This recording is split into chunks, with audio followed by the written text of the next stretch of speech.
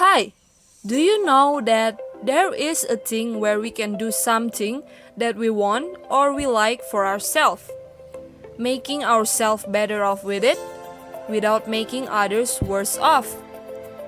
Understand what I mean? Okay, let me explain it. I know that there are consequences for everything that we've done, whether it's bad or good, whether it's for ourselves or for others. But don't we have to put ourselves first to do something we want to do? I know this sounds selfish. You need to know that there is a way to fix that. That there is a way to give any party a win-win solution. The solution is Pareto efficiency. So, in this video, I would like to talk about Pareto efficiency, or also often called Pareto optimality. Pareto efficiency kinda tends to be seen from an economic point of view and is used in the economic field. Studying this material, I think it will be useful in all aspects of daily life. The idea behind the efficiency criterion is that the economic system exists to serve the wants and needs of people. If resources somehow can be reallocated to make people better off than they should be, we want to use the resources of our disposal to produce maximum well-being. The trick is defining maximum well-being. For many years, social philosophers wrestled with the problem of aggregation or adding up. When we say maximum well-being, we mean maximum for society. Societies are made up of many people, and the problem has always been how to maximize satisfaction or well-being for all members of society. What has emerged is now widely accepted concept of allocative efficiency. First developed by the Italian economist Vilfredo Pareto in the 19th century, Pareto's very precise definition of efficiency is often referred to as Pareto efficiency or Pareto optimality. Pareto efficiency or Pareto optimality is a condition in which no change is possible that will make some members of society better off without making some other members of society worse off. Specifically, a change is said to be efficient when it makes some members of society better off without making other members of society worse off. An efficient or Pareto optimal, the system is one in which no such changes are possible. An example of a change that makes some people better off and nobody worse off is a simple voluntary exchange. Let me give some daily examples. I have apples and you have nuts. I like nuts and you like apples. We trade, we both gains and no one loses. So it's a win-win thing. For such a definition to have any real meaning, we must answer these two questions. First, what do we mean by better off? And second, how do we account for changes that make some people better off and others worse off? The answer to the first question is simple. People decide what better off and worse off mean. I am the only one who knows whether I am better off after a change. If you and I exchange one item for another, that is because I like what you have and you like what I have. So we both reveal that we are better off after the exchange because we agreed to it voluntarily. If everyone in a neighborhood wants a park and the residents all contribute to a fund to build one, they have consciously changed the allocation of resources and they all are better off for it. The answer to the second question is more complex. Nearly every change that one can imagine leaves some people better off and some people worse off. If some gain and some loses as the result of a change, and it can be demonstrated that the value of the gains exceeds the value of the losses, then the change is said to be potentially efficient. In practice, however, the distinction between a potential and an actually efficient change is often ignored, and all such changes are simply called efficient. So now I will give an example that is more economical point of view. The US government provides large subsidies for ethanol, a fuel produced from corn.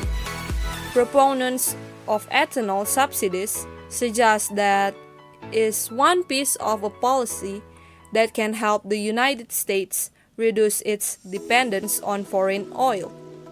In part as a result of these subsidies, the Midwestern United States has seen a large increase in corn production relative to other grains.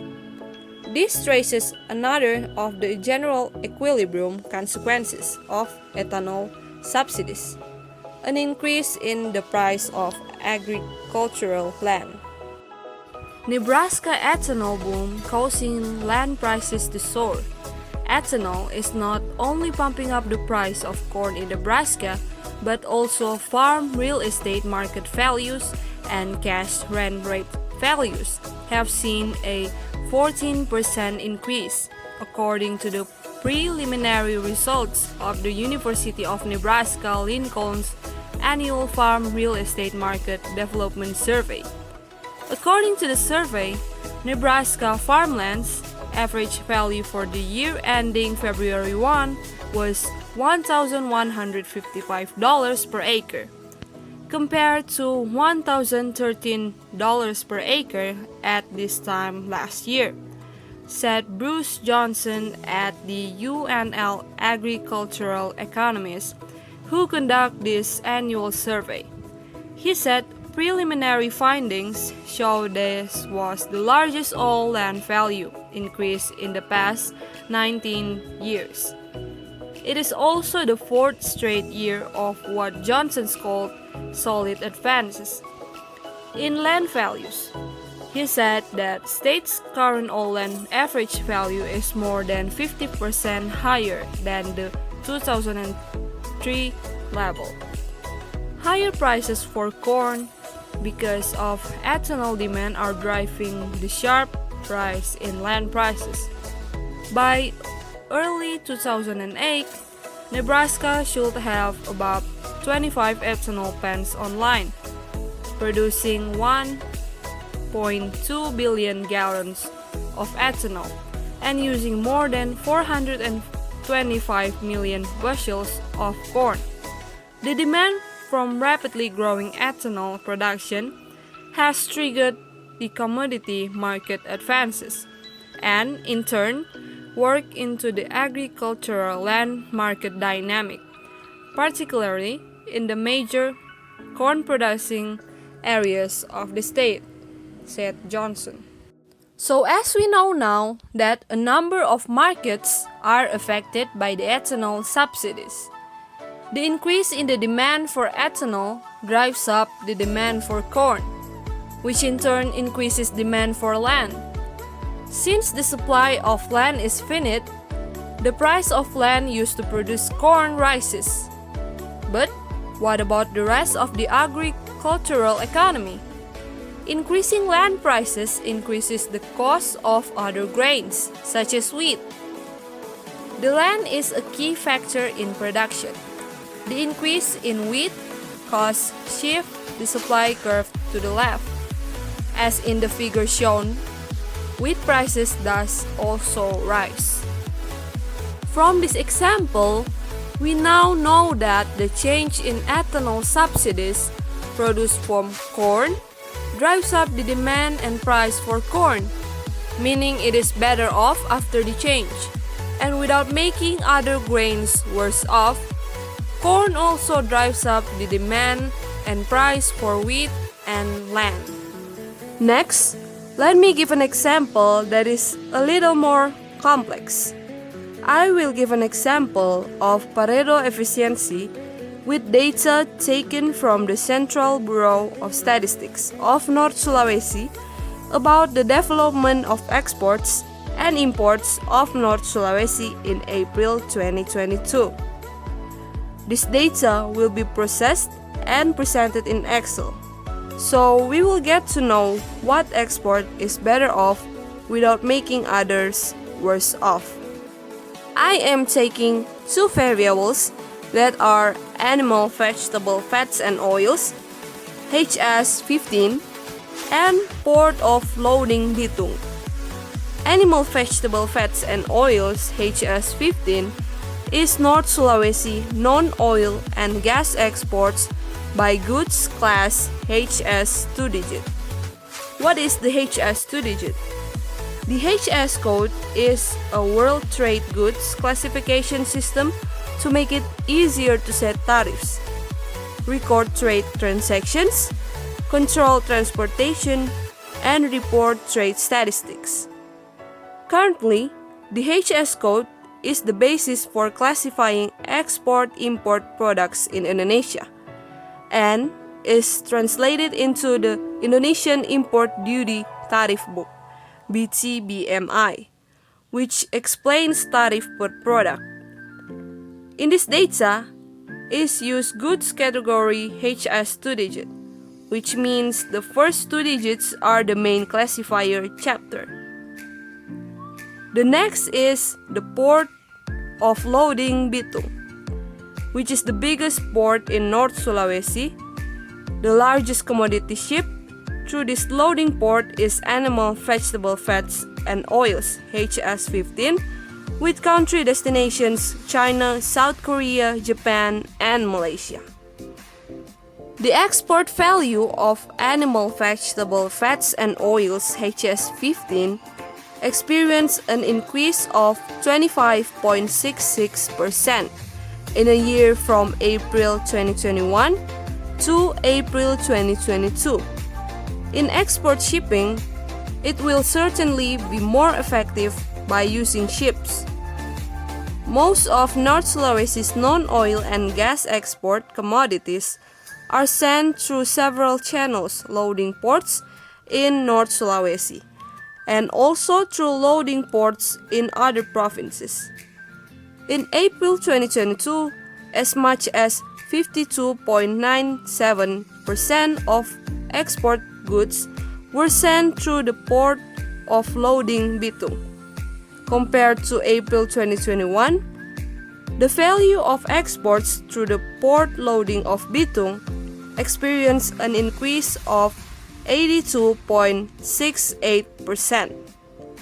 So that the increase in exports of animal vegetable fats and oils HS15 affects the export value of the Bitung port of loading to increase, because the largest commodity ship is through this loading port that are animal vegetable fats and oils HS15 with country destination China, South Korea, Japan, and Malaysia.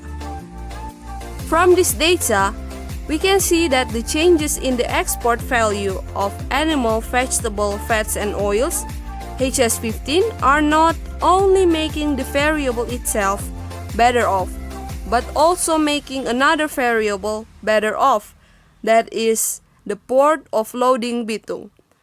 This proves the Pareto optimality is reaching its maximum well-being to the top here. Now that you understand about reaching maximum well-being for all parties or Pareto optimality, Rizky Bilar is falling in love with Lesti. Thank you for attention, bestie.